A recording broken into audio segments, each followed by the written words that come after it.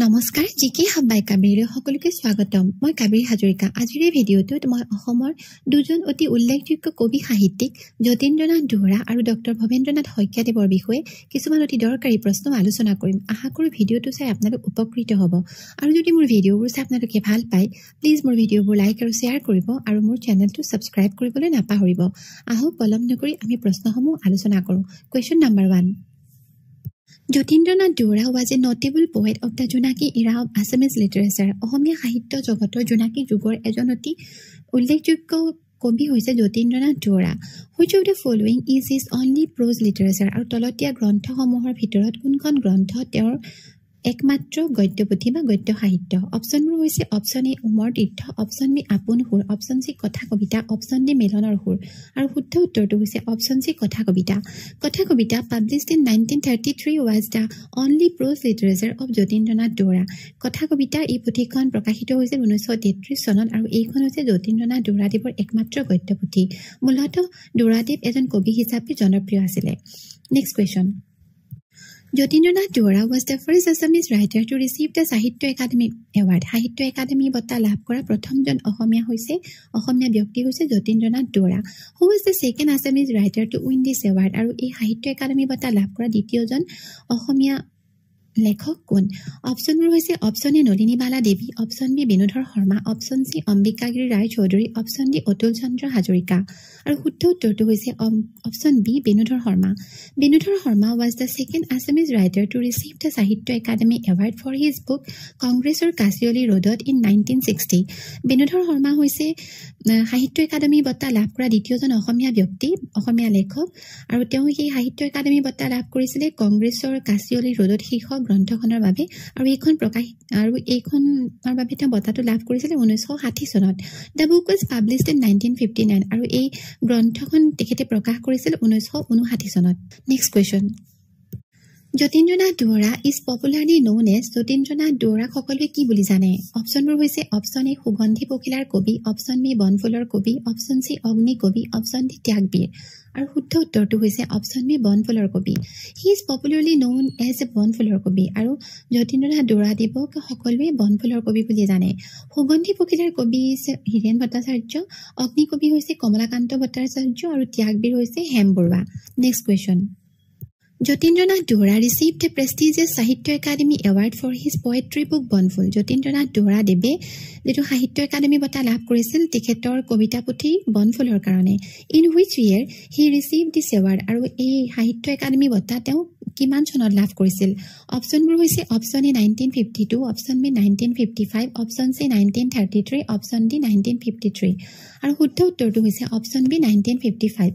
Bonful was published in 1952 and he received the Sahitya Academy Award for his poetry book in 1955 বনফুল কবিতা পুথিখন 1952 চনত প্ৰকাশ কৰিছিল আৰু এই কবিতা পুথিখনৰ বাবে তেখেতে সাহিত্য একাডেমী বঁটা 1955 চনত লাভ কৰিছিল he was the first Assamese writer to win the Sahitya Academy Award আৰু সাহিত্য একাডেমী বঁটা লাভ কৰা প্ৰথমজন অসমীয়া হৈছে Jyotirnath Dura next question Umar Tirtha 1925 was written by উমৰ তীৰ্থ 1925 চনত প্ৰকাশিত হৈছিল আৰু এই গ্ৰন্থখন কোনে লিখা অপচনবোৰ হৈছে option A Binodhar Sharma option B Jyotirnath Dura option C Nilmoni Phukan option D Hiren Bhattacharya আৰু শুদ্ধ উত্তৰটো হৈছে option B Jyotirnath Dura Omar Tirtha হৈছে পাৰস্য কবি উমৰ খয়ামৰ ৰুবায়াতৰ এক সুন্দৰ ভাঙনি ৰুবায়াত অৰ্থাৎ কবিতা some literary works of Jyotirnath Dura are Jyotirnath Dura দেৱৰ ৰচিত আনসমূহ গ্ৰন্থ হৈছে কথা কবিতা 1933 আপোন সুৰ 1938 বনফুল 1952 মিলনৰ সুৰ 1960 আৰু মৰমৰ সুৰ next question Dr. Bhavendranath Hoykia received Rajat Kamal Award in 1977 for his debut film Sondharag. Dr. Bhavendranath Hoykia দেৱে Sondharag চলচ্চিত্ৰখনৰ বাবে এইখন আছিল তেখেতৰ প্ৰথম চলচ্চিত্ৰ আৰু 1977 চনত তেওঁ ৰজত কমল বঁটা এই ছবিখনৰ বাবে লাভ কৰিছিল ৰাষ্ট্ৰীয় চলচ্চিত্ৰ বঁটা বুলি যাক কোৱা হয় তেওঁ 1977 চনত এই সন্ধ্যাৰাগ চলচ্চিত্ৰখনৰ কাৰণে এই বঁটা লাভ কৰিছিল The film is based on a short story named আৰু এই যিখন সন্ধ্যাৰাগ কথা ছবিখন চলচ্চিত্ৰখন তেখেতৰ এটা শৰ্ট ষ্টৰীৰ ওপৰত মানে লিখা হৈছিলে বনোৱা হৈছিলে এই চিনেমাখন আৰু সেই শৰ্ট ষ্টৰীটোৰ নামটো কি অপশ্যনবোৰ হৈছে option A Shrinkhal option B Gahvar option C Tarang option D Banaprastha আৰু শুদ্ধ উত্তৰটো হৈছে option D Banaprastha Sandhyarag was the first Assamese film to be showcased in the Indian Panorama section of the International Film Festival of India. International film ফেষ্টিভেলত যি ভাৰতীয় চিনেমাবোৰ যিবোৰ প্ৰদৰ্শন কৰা হয় তাৰে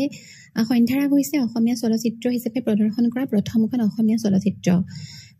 ডক্টৰ ভৱেন্দ্ৰনাথ শইকীয়াদেৱে মুঠ 8খন অসমীয়া বোলছবি পৰিচালনা কৰিছিল আৰু তাৰে 7খনেই ভাৰত চৰকাৰৰ পৰা ৰজত কমল বঁটা লাভ কৰিছিল next question Who among the following was the first recipient of the Assam Valley Literary Award? তলত দিয়া ব্যক্তিসকলৰ ভিতৰত কোনজন হৈছে প্ৰথমজন ব্যক্তি যিজন ব্যক্তিয়ে অসম উপত্যকা সাহিত্য বঁটা লাভ কৰিছিল অপশ্যনবোৰ হৈছে option A Homen Borgohain option B Bhabendranath Saikia option C Jatindranath Duwarah option D Nabakanta Barua আৰু শুদ্ধ উত্তৰটো হৈছে option B Bhabendranath Saikia Dr. Bhavendra Hoikia was the first recipient of the Assam Valley Literary Award. Dr. Bhavendra Hoikia হৈছে অসম উপত্যকা সাহিত্য বঁটা লাভ কৰা প্ৰথমজন অসমীয়া He received this award in 1990 by Williamson Magor Education Trust আৰু তেওঁ এই বঁটাটো 1990 চনত Williamson Magor Education Trust তেখেতক এই বঁটাটো প্ৰদান কৰিছিলে Williamson Magor Group is a tea company আৰু যেটো Williamson Magor Trust বা গ্ৰুপ এটো এটা হৈছে চাহ company The award is given annually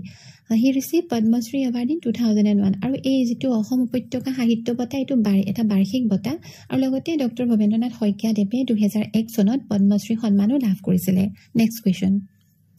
Dr. Bhavendranath Hoikia received the Sahitya Academy Award in 1976 for which of the following books? Dr. Bhavendranath Hoikia debe 1976 চনত সাহিত্য academy বঁটা সন্মান লাভ কৰিছিলে আৰু এই বঁটা তেওঁ দলতীয়া কোনখন গ্ৰন্থৰ বাবে লাভ কৰিছিলে অপশ্যনবোৰ হৈছে অপশ্যন এ প্ৰহৰী অপশ্যন বি অন্তৰীপ অপশ্যন চি শৃংখল অপশ্যন ডি মহাৰণ্য আৰু শুদ্ধ উত্তৰটো হৈছে অপশ্যন চি শৃংখল